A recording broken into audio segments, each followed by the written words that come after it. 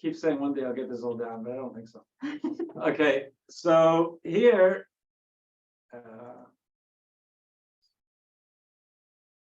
we have the Parsha overview. Jacob leaves his hometown of Beersheba and journeys to Haran. Beersheba is in Canaan, Israel, and thank you. Someone who knows it a lot better than I do. Good. And journeys to Haran. On the way, he encounters the place and sleeps there. The place means Torah calls it the place. It ends up, it is the place of where the temple was. Is now. When you go to Jerusalem now, you're going to see the place where Jacob slept. And sleeps there, dreaming of a ladder connecting heaven and earth, with angels climbing and descending on it. You may be familiar with it. Some Judaic art about this dream of angels climbing up and down a ladder connecting heaven and earth. We're not going to be talking about that today. It's beautiful, a lot of symbolism to it and importance to it. Just it's not the focus of today. But this is an overview. God appears and promises that the land upon which he lies will be given to his descendants. In the morning, Jacob raises the stone on which he laid his head as an altar and monument, pledging that it will be made the house of God. In Haran, Jacob stays with and works for his uncle Laban, tending Laban's sheep. Laban agrees to give him his younger daughter Rachel, whom Jacob loves, in marriage in return for 7 years of labor. On the wedding night, Laban gives him his elder daughter Leah. Instead, a deception Jacob discovers only in the morning. This is also has a lot of resonance in Jewish life and practice and tradition.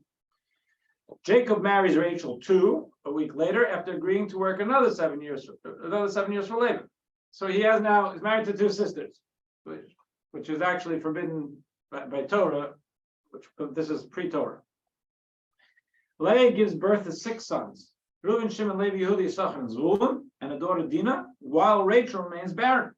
Rachel gives Jacob her handmaiden Bilhah as a wife to bear children in her stead, and 2 more sons, Dan and Naphtali, are born. Leah does the same with her handmaiden Zilpah, who gives birth to Gad and Asher. Finally, Rachel's prayers are answered, and she gives birth to Joseph. Jacob has now been in Haran for 14 years and wishes to return home, but Laban persuades him to remain, now offering him sheep in return for his labor. Jacob prospers despite Laban's repeated attempts to swindle him. After 6 years, Jacob leaves Haran in stealth, fearing that Laban will prevent him from leaving with a family and property for which he labored. Laban pursues Jacob, but is warned by God in a dream not to harm him. Laban and Jacob make a pact on Mount Galed, attested to by a pile of stones, and Jacob proceeds to the Holy Land where he is met by angels. So there's a lot going on here. And, I should have taken the, what do you mean? I don't know, the keyboard. That's how I know that. Actually, something? I can probably do it without the keyboard to get to the next one. How about I'll just go down. Arrows, yeah. Okay, good. So, sorry about that. So this is an overview, and obviously there are a lot of concepts in the parsha. The primary focus we're going to have today, the historical data that's necessary for where we're going, is that Lavan was Jacob's uncle. He was unscrupulous. He tried to cheat him. The fact is that through God's blessing, he became very wealthy. He had what we know as flocks of sheep, and flocks of sheep you can parlay into other things too. So he was a wealthy man. Jacob, he grew up to a wealthy man with a large family. At this point, he has 11 sons and 1 daughter, and he wants to eventually he's going to go back, and he does meet in next week's Torah portion. It is relevant a little bit in today's conversation. He goes and meets his brother Esau, and he's coming now. He was a single, running away, a single brother running away with nothing on his back, nothing but the shirt on his back. In the beginning of the Torah portion, next week's Torah portion is going to open up with him coming with a huge retinue and a very wealthy man. And the wealth, at its core, we see as sheep. Now, shepherds, we want to get into what the sheep symbolism is, because shepherding seems to have been a family business. One reason that's given for shepherding, at least, is that it seems to take only relatively little human input. You got to watch and you got to check to see if someone's running away. And our rabbis tell us that that was something for people who were dedicated, trying to dedicate their lives to higher thinking and meditation, thinking in nature, and thinking about themselves. It was it was a way to earn a living, but not get so swallowed up by the details of what to do and the conference calls. But I'm just watching sheep. Meanwhile, I can think. There are different elements to see what the sheep represent, and so we're going to talk about that now. And where we're going to focus today is on what humility means. Because sheep and humility are probably are not difficult to draw a correlation there. But there's the idea of humility is something which is often, I think, misunderstood. Of what does it mean for someone to be humble? So let's just look this down. Is the Jewish idea of humility compatible with the personal pride or culture promotes? Think about this for a second. Actually, get away from the picture. If God forbid, there were neo-Nazis marching out on Valley Road today, Basking Ridge, and someone, we say we want to go out, not God forbid to physically fight, but to take a stand, and someone says, I don't do that. I'm not confrontation. Does that mean humble? Does humble mean being a wallflower, or what we would call a shmata in Yiddish, a rag? What does humble mean? And if humility is seen as a value, certainly in Judaism, but I think generally by society, how does that coincide with the idea of standing up for what's right, speaking truth to power? So they don't. It's in the mind. It may be hard to reconcile. I think would be hard to reconcile, but maybe we don't think about it. The difference between having the backbone to stand up for what's right and yet being a humble person. So let's start with Jacob the shepherd. Text 1a says, and it came to pass after Rachel had born Joseph that Jacob said to Laban, I'm going to say Laban, that's the Hebrew one, give me leave and I will return to my place, to my land. Give me my wives and my children from whom I have served you, so that they may go, for you know well the services I have rendered you. Okay, so at a certain point in this week's Torah portion, Jacob says, enough is enough. I'm glad I came. I got my family. I'm not going home empty-handed. But he tells his father-in-law, we're done. I'm going back. I didn't mean to come for this long. I want to go back to my home of Canaan, of Israel. Text 1b, Laban says to him, if I have found favor in your eyes, indulge me, for God has blessed me in your account.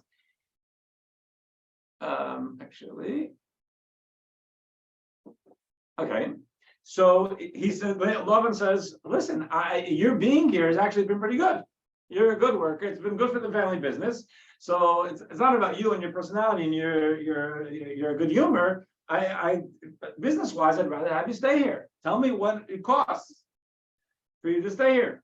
He continued, name your wages due for me, and I'll pay you.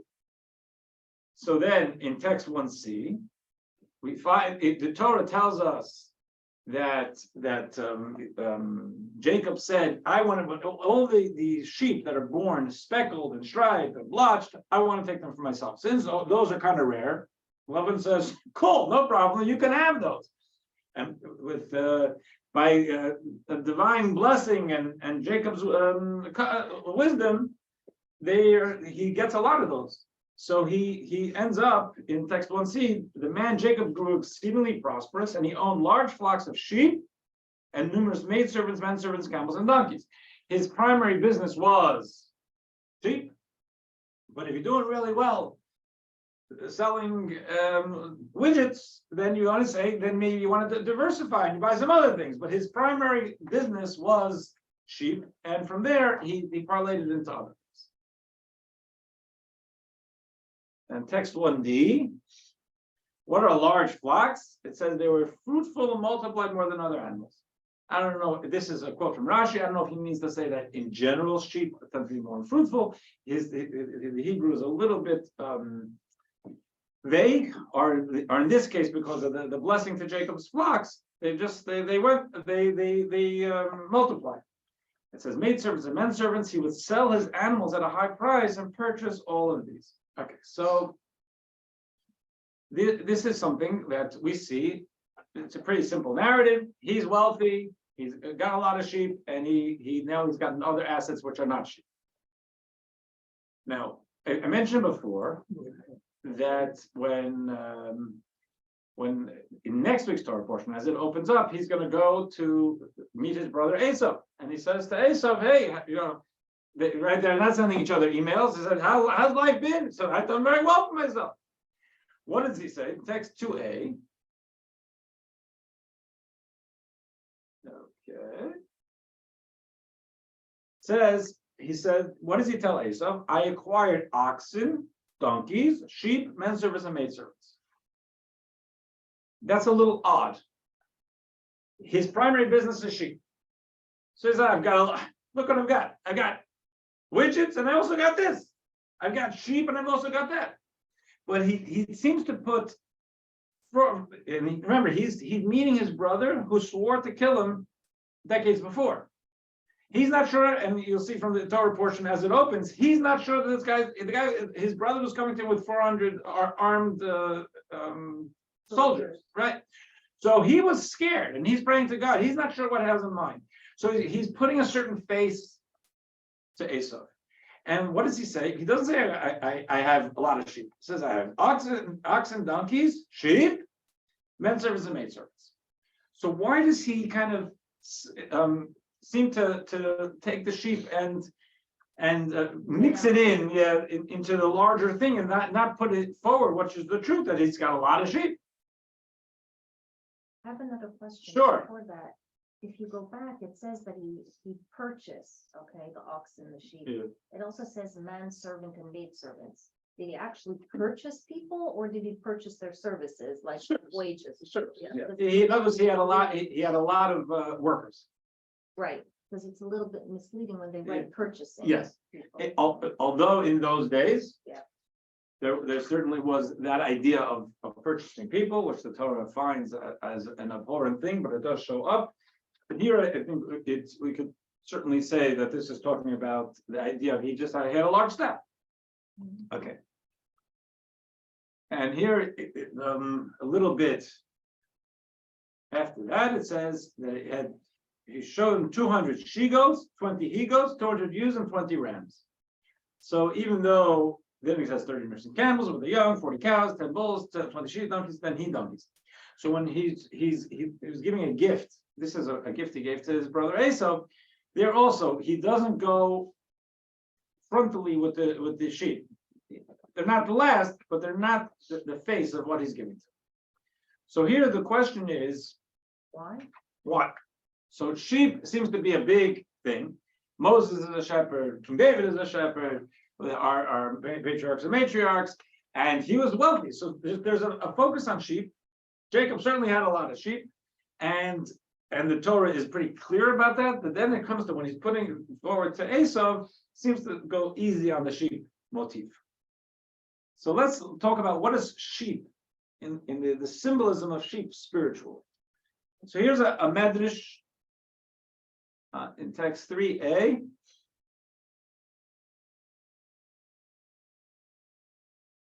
Text 3a. The medrash tells us, he is as a father to me, and I am as a son to him. Meaning me and God. He is as a father to me, as the passage states. In other words, God is to us a parent-child relationship. As Isaiah said, for you are our father. Or for I was a father to Israel, Jeremiah. Or and I am as a son to him, as the passages state. And also it's that I'm like a child to God, as says, if the Torah says, my son, my firstborn Israel, and you are all sons of God. Again, sons here are children. So the Medrash says something which I hope is familiar to us, that we look at our relationship with God as a parent-child relationship. Then the Medrash goes further and says, he is to me as a shepherd. As the passage attests, hear, O shepherd of Israel in Psalms, or I am to him as sheep, and also I am to him as sheep, as the passage just says, you are my sheep and the sheep of my flock. So if, and similarly to that, and then as I ask you a question, on 3b, we have in our prayers, high holiday prayers, we say, we are your sons, you're our father, we are your sheep, and you are our shepherd. So here's the question. So look at the Medrash first. There's probably nothing closer to, for someone who has children, there's nothing closer as far as endearing than a child. Of course, a spouse is a love of a different type, but there's something very special in as far as the care and the protectiveness we have for a child. So to say that we are God's child, and we also call ourselves God's spouse, that's as good as it gets. So here we say we are God's child, the Medrash, and then it says, and you know what else? You're God's sheep. I don't care if you're God's sheep, I'm God's child. A child has a deep essential connection. A child is really it's a separate person, but there's a deep connection. A sheep I take care of, but a sheep dies, it dies. God forbid a child, right? This is the relationship is not comparable. So where does the Medrash going? If the Medrash started off, we are like God's sheep and God's our shepherd. Not only that, we're God's children. Well, it makes sense to me. You build a case. But once you told me we're children, where are you coming with the sheep? So I want to talk about the differential and the symbolism between the two, a child and a sheep. I'm going to text 4. This is from the Rabbi's writings, text 4. Calling Jewish children demonstrates that they are independent of the Father, God. The very word child connotes a separate being who is not the parent, who is valued and loved by the parent. So when we talk about our relationship with God as a child, well, what's your relationship with your parents as a child? There's a close connection, but I'm my own person. My parents don't get to choose at a certain, when I'm 2, they get to choose what I'm eating or what I'm wearing. When I'm 20 or when I'm 55, they don't. I respect them, but I'm my own person. That's exactly what they want them to be. That's what I want my children to be. I don't want my children to need me to pick up their clothing, and I want my children to be independent. Independent but loyal, but independent. So if that's the case, child denotes close connection, but there's an independent existence. So with respect to God, so we say, okay, God created us, and we matter, and we have an independent existence. At the same time, when we think about God, kind of like our Monday night theme, where God essentially, what you're talking about, the infinite and a speck of humanity, whether it's me or Albert Einstein or Teresa or the greatest person in the world, it's just a speck of humanity. So we're valuable because God says, I see you as valuable. You're my children, so I know we all matter. But that's where we all matter because that's the way what God has created. But intrinsically, I have nothing. I have no independence. I'm totally dependent on God. So, however, with respect to God, who trans all of creation, nothing exists outside of Him. Well, I'm not really as independent as I think, because to use, it's not here, but to use the metaphor of Jewish spirituality, we're like a ray of the sun coming through the window, which is totally dependent on the sun. You know, there's a cloud, no more ray, it's gone. So we are totally dependent on God. So relative to God, Jews and God's love for them are like sheep. Despite all their attractive features have no comparative value to the shepherd. When I look at myself to God and I say, I am your child, and I believe that, part of that is you owe me. My children, if they ask me for something and it's something I can give and something that's reasonable, it's not they shouldn't demand it, but my children are a responsibility of mine. I'm a responsibility of God. And I have standing as a child. That's true. But if you want to drill down into the essence of things, we're more like sheep, who are just God created and God cares for.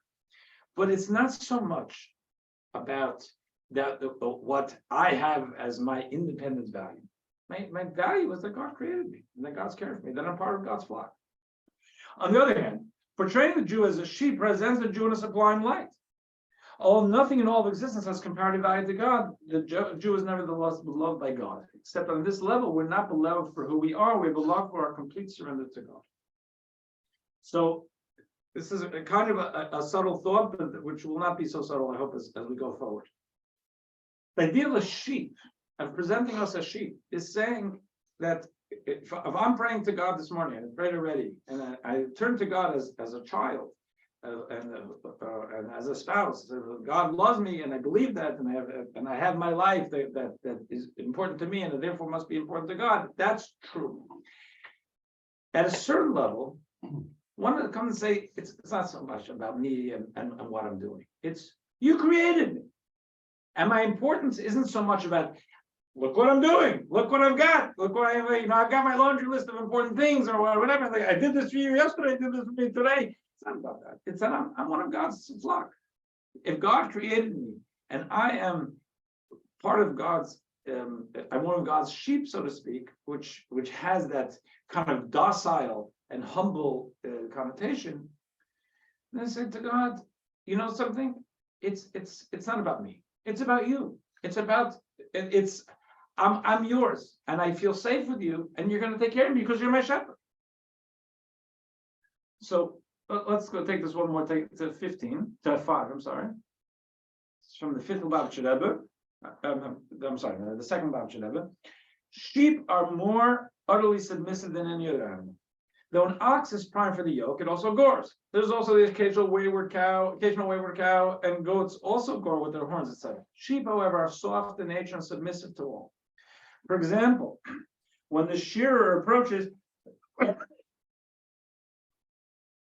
the sheep allows itself to be shorn without a shred of resistance. As it is written, silent like a sheep before its shearers. It never opens its mouth in protest. So there is this idea of the sheep, and this is where we're going with today's conversation, that the sheep represents to us a part of our personality that should be, so within the soul, that there is this total surrender we have to God. Now, we don't necessarily feel that. And if I'm talking to God in prayer about my life and what I need in my life and what I want to be able to do for God and all of that, it's very much, there's a me there, because I am me, that's true. The sheep part it's not so much about me. It's that I'm part of you, God. And when you care for me, I can do what you need. It's not what I need, it's what you need. And I have the privilege of doing what you need. So if you think about it, there's the idea, and then maybe I'll just take a step back and we'll get into this soon. Actually, let me just shut this a second. I want to talk straight. In humility, the idea of humility, it seems the connotations would be that really the person has not much personality. I mean, it's just that they're humble, they're retiring, and probably they don't think they have all these great traits. That's why they're humble. It's not in here, but the Torah calls Moses the most humble person ever. God calls Moses the most humble person who ever lived. So how could it be? Moses had a lot to write home about. Moses spoke to God. Moses was really talented. Moses was brilliant. So you want to say he wasn't arrogant, fine, but the most humble. There wasn't some street sweeper in the desert with them. It was more humble. And one of the ideas is that humility means having an accurate sense of self, perception of self, including an accurate perception of one's strengths and one's talents. If a person is skilled, has a facility for mathematics, and they do well with it, they're sitting in a class, or they're in engineering, for them to say, nah, I don't really know math, is a lie. It's not true. There's no holiness in lying. So there are two elements here. One is not to be arrogant about it. So not to be arrogant about it, that math genius should be able to say to himself or herself, there's a natural facility. Some of it is nature. Some people are born with a natural facility. And then my uncle Joe and Aunt Jane, they were mathematicians, and they gave me an early start on it. And I got good schooling, whatever the things are. So the idea of thinking that it's not, to compare this math genius with someone who's sitting next to them who doesn't have that facility, the math genius, if they're going to be honest, they shouldn't be arrogant about it. They should be honest about it, but just realize that they have some gifts from God and probably from life also. So of course, whatever work they put into it, they deserve credit for. But it takes it down a couple of notches. So, and one, if you want to think about it also, none of us, we all have the skills. We all have talents. I don't know how many people can honestly look at themselves and say, I have taken my talent to its full potential. I don't even know how you get there. To some potential. I've taken it to a good place. I've succeeded with it. But taken it to its full potential? I don't know. I never met anyone who told me that. Maybe they think it. So the idea of, if someone is thinking they have these skills. So here, we use an example of a math genius. And now people have been praising this math genius, or they're doing very well in their division of some engineering company. While the truth is that they're succeeding a lot, and that is the truth, part of the mindset not to be arrogant is to recognize that the truth is a lot of it is a blessing from that they didn't create. And it's possible that if someone else had these blessings, they would have taken them even further. That's an imponderable. So there's the idea of not being arrogant about it. But then there's something else also. There's the idea of recognizing that every talent we have is really a charge, a mission from God. If I have the talent, it's not only about me. It's like I'll tell people sometimes, when you go through life, you want to figure out what does God want you to do in the world. The metaphor, the example I would come up with is if someone said, I want you to do some work for me today, and gave you a toolbox. Didn't tell you what the work is supposed to be. Just said, I want you to work for me, and gives you a toolbox. So you open the toolbox and you see, there's a paintbrush there. Okay, so obviously I'm supposed to paint. There's a screwdriver, whatever, but if there isn't a saw there, I'm probably not supposed to be sawing. Because otherwise, why would you not giving me the saw? So God gives us all a toolbox, whether it's in our natural skills or our opportunities. And when we see a skill or an opportunity, a tool, we say, okay, God is saying, I gave you that, use it. I don't think a shred of musical talent. I like music, but I don't have a shred of musical talent. I'm pretty comfortable saying that's not the way God wanted me to impact the world. You know why? Because how could you want me to impact the world through music if you didn't give it to me? So, although I guess, if I sat with Yo-Yo Ma for a while, I might get it somewhere, but I don't think so. So I'm trying to build on other areas of my personality. So but that idea is also something. We look and say, we're God's workers. So if you think about it that way, and this is what we're going to get back more into this now, but I just want to give you an overview. Let's say I had musical talent, and I love playing keyboard, and I play keyboard myself. I enjoy it at home. It's nice for my family. And then someone says to me, or I had a thought, there's someone lonely. Hanukkah is coming. Maybe I'm going to go to a retirement home or to visit some people. So I don't want to do that. I don't want to do that. I don't like the attention. That is actually, one could say, I'm denying God's gifts, because the gift wasn't given to me for just me, or my family. What am I doing to brighten the world with the gift? And that's where this humility comes in. Humility comes in to say not only to not be arrogant, but to recognize that all of the skills and the advantages we have are a vote of confidence from God, and we've got to use them. And to sit back and say, I'm humble. I don't want to get. I don't want to do that because I'm going to get attention. That's exactly the opposite of humility. It's making it all about me, and not recognizing that the gifts I have are from God, and I have to use them. So let's get into this text 6. Hang on a second. Screen. Text 6. Oh.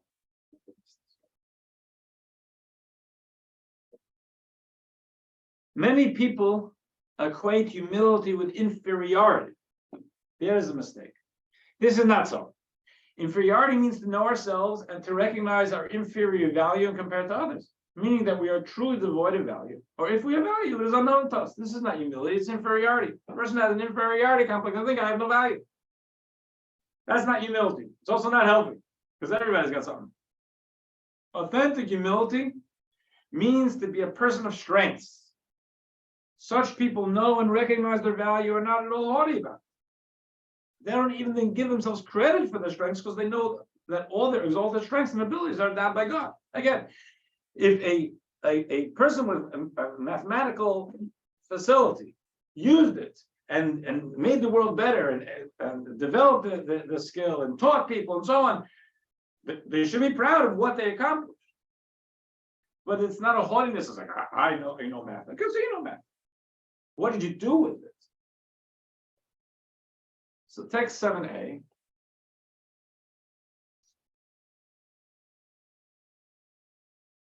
This is from the founder of Chabad. The Hebrew word for sheep, which is tzon, he says etymologically it's related to the word for say, be someone who goes out.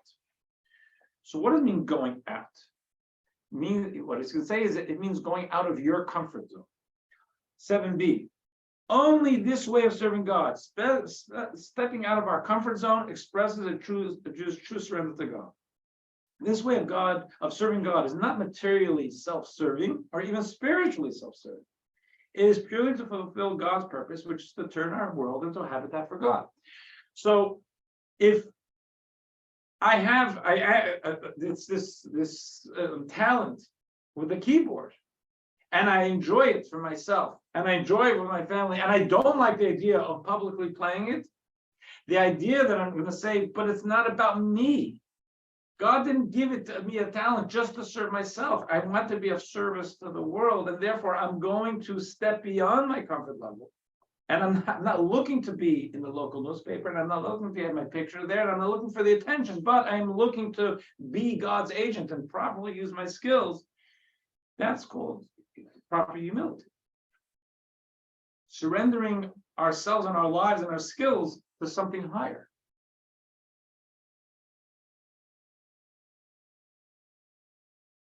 Text 8a. Take a look from here. There's a piece of the Mishnah, and this is at the beginning of our Code of Jewish Law. Quotes this. So it says every day we have to think about this. It says Yehuda ben Tema says, "Be brazen like a leopard, light like an eagle, swift like a deer, and mighty like a lion to do the will of your Father in heaven." So this piece of Mishnah of Talmud is, you think it's not portraying a humble person. brazen, swift like a deer, light like an eagle, mighty like a lion. That's not humility. And it's telling us that's the way we should see ourselves in the morning. But what does it mean? It means take our inner strength and channel it, and that is humble. And if you look at text 8b, Basically channel it for good. channel for good, and that's because we recognize that it's not ours, so to speak, it's ours to give to God. Brazen like a leopard is to stand firm before those who mock us. Mighty like a lion, might is primarily in the heart to overcome our sinful inclinations as a warrior overpowers the enemy to defeat him and to throw him to the ground. Similarly, we must wake up each morning like a lion, ready to overpower our sinful inclination, to wake up before the light of dawn to serve God, so that we wake in the morning rather than the morning awakening us. That's the code of Jewish law there about waking up in the morning. But the idea is that these personality elements we channel. It's not just might like a lion to tear apart a competitor. It's about tackling my life with these things. We're channeling it in the right direction. Because our whole scale of values and talents is something we have surrendered to God. In text 9, say, authentic surrender to God is not in conflict with firmness and assertiveness. This is because it's not your firmness and assertiveness, it's God's. I've never been in the armed services, but I would imagine and hope that someone who is representing, they're in their full military regalia, and we salute them, and they're getting respect. Inside, they're not thinking it's because I'm so cool. They represent something.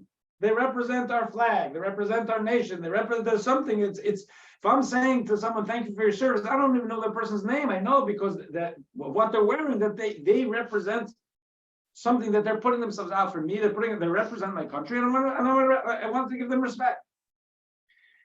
So the idea of our firmness and assertiveness is, if I'm going and standing up for, like I said, maybe God forbid there was a Nazi march outside or something like that. It's not about me. It's I'm standing up for what's right, for something bigger than me. And if I'm standing up for something that's bigger than me, that's surrender to God. And my surrender to God means I have to go up and speak loud. I have to go take a stand because there's an injustice going on outside. If I myself am non-confrontational and I don't want to do it or whatever it is, but to put myself to the side and go do what's necessary.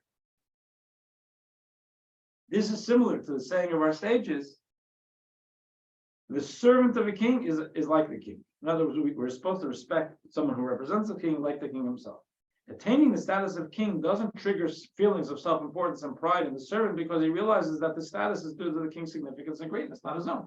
So the king, in the days when we had kings, and in the days when we actually respected kings, if there was a servant who's respected because they're the king's servant, it would be a fool to think that they're being respected because something about their own personality. It's because of who they represent.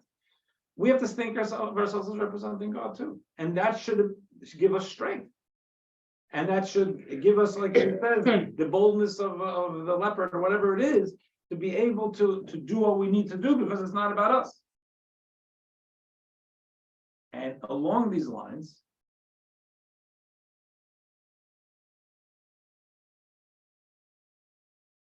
it says, we find meaning in how this week's Torah portion opens up. It says, and Jacob left Beersheba and went to Haran. We started with this.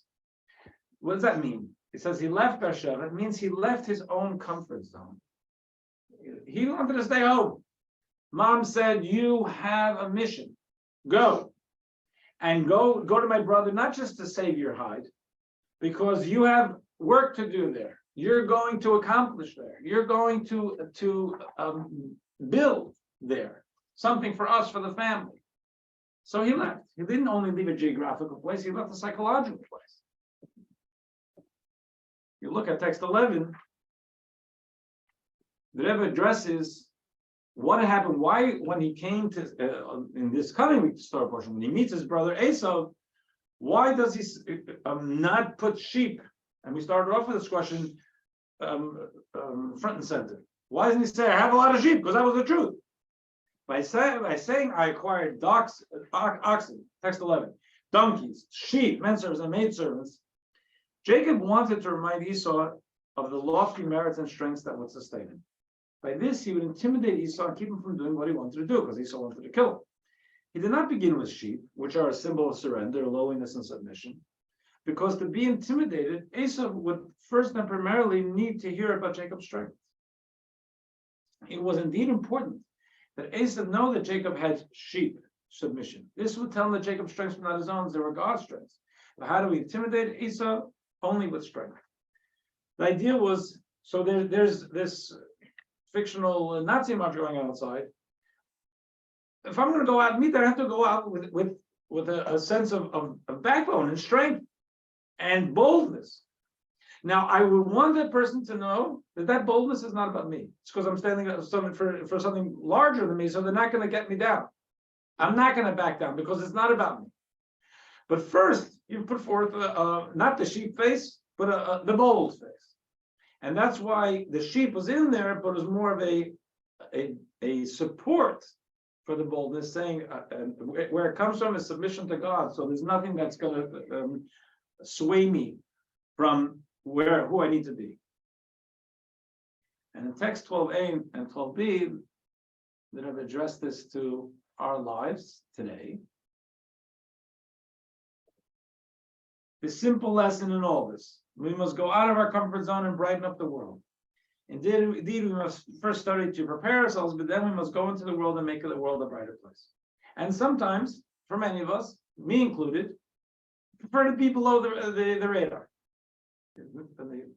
I can't be below the radar because the way I look, but I prefer to just melt in. They're outside, they're busy putting up a big 18-foot dreidel on our corner. To me, it still makes me cringe after 25 years because it's a big monstrosity in the middle of the neighborhood on a very busy corner. Causes, it attracts people to look. It attracts people to look. I'm really not looking for people to look at me. But you did that because, you know something? It's great. I get a lot of feedback from it, and people recognize it. And the Jewish kids coming by with a town full of Christmas, and they say, there's something to Hanukkah there. It's worth it. That's what you got to do. The reason we put it up is because we see the value, but it's so not what I want to do. But the fact is, sometimes you have to step up and say, you know, it's not about me. Excuse me. Are you Jewish, or can I help you? Now, for someone like me, it's, you know, whatever, it goes with the territory. But the Rebbe was talking to everybody. So if you have a coworker, actually Jewish or non-Jewish, depending on what you want to talk about, but to be able not to sermonize to them, but to help inspire and throw a meaningful thought out there, we all can do it. And some could say, it's not for me. I don't want it. You live and let live. I don't want it. It's not my business. It's not my business. And I think we went through this also with the approaching people to say, are you Jewish? It was very difficult for me. We do it anyway, because that's what I had to do. Not because someone was making me do it, because that was the mission. And look at 12b. The Rebbe says, this work is exceedingly critical in our generation when many Jews are wandering about in the spiritual darkness of our exile. We must find them and lead them to the arena of light, the candle of mitzvah and the Torah of light. This is not just a matter of extending assistance, but a matter of saving lives, spiritual lives. So now we'll go to the key points. 136.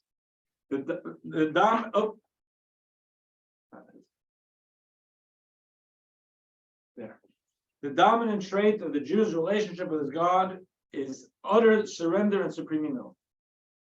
At the core of it, there's the child, but then the Medrash goes even further and says we're like sheep, because at a core, it's not so much that we have the child idea, which is independent existence and our personality, but the fact that we are surrendered to God.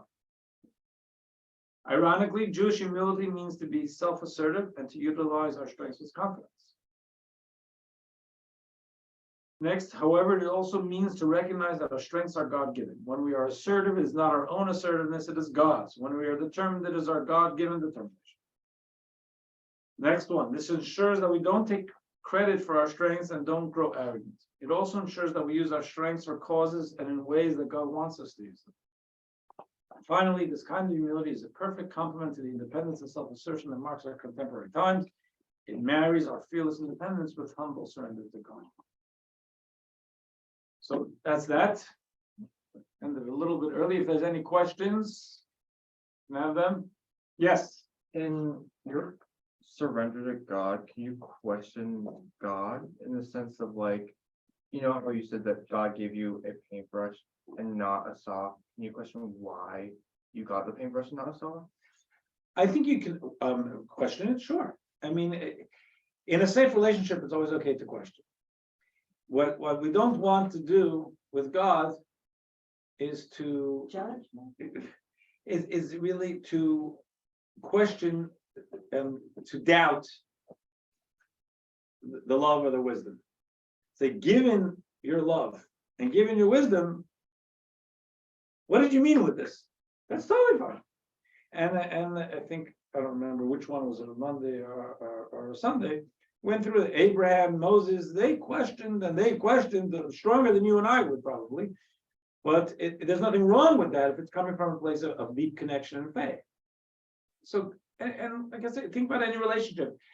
Is it the only question that would be out of bounds for a truly safe and loving relationship is a disrespectful one. So God's the same thing, right? Would you consider the example of when the Jews were waiting for Moses when he went up to Mount Sinai, and I guess they miscounted the days, and they built that golden calf, and that was doubting God, Yeah. disrespecting. Exactly. Yeah. I don't know if you were able to hear what SD asked, but you're saying that an example, I think it was, if I could rephrase it a little bit, an example of this idea of doubting is that when the Jews were at Sinai and Moses said, I'm coming back in 40 days, and they miscalculated, they immediately went to panic and thinking that something was wrong. He created the golden calf. And what Moses would have wanted was, trust me. God wanted, trust me. You have a question? No problem. Ask. You're allowed to have questions, but don't doubt them. Are there any questions? I have one more. Go ahead. Sorry, I was. No. Go ahead. Go. So for people like you and people in Chabad, it's very easy to say, okay, I know what my purpose in life is, to go out there to bring Jews closer to God, et cetera, et cetera. But for simple people like us that did not grow up in the Chabad world, how do you figure out what your strengths are and how you can use that for good? Because I mean, how would you address that? So first of all, I'm also simple, and Chabad people don't have it that easy either, because yes, my life work is about trying to brighten the world. It's easier that way. But at the same time, But you know what your purpose is. I know, but my purpose is the same as yours. My purpose and your purpose and everyone's purpose is to make this a better world. Now, how do you make it a better world? I'm doing frontal, I'm not, Right. putting up dreidels or classes and things like that, which it's easier in that sense. But I have a classmate who, and I think it's relevant to this.